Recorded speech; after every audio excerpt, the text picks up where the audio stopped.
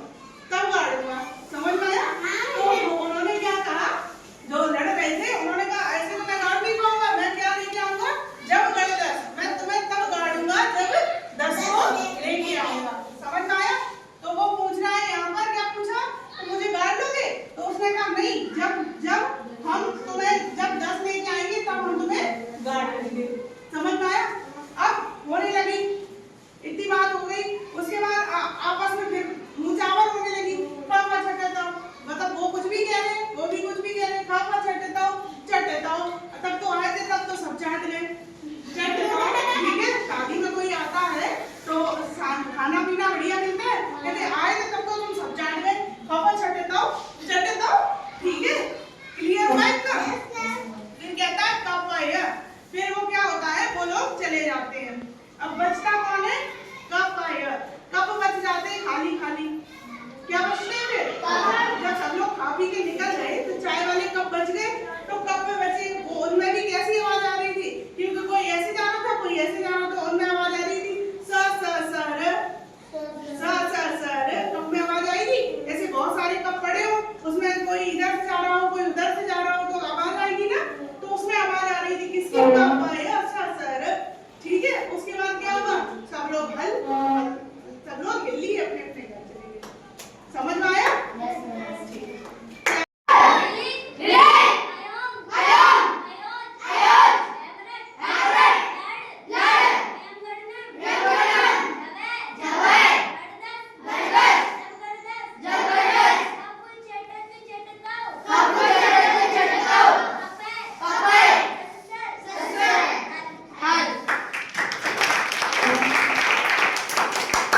Next Aryan.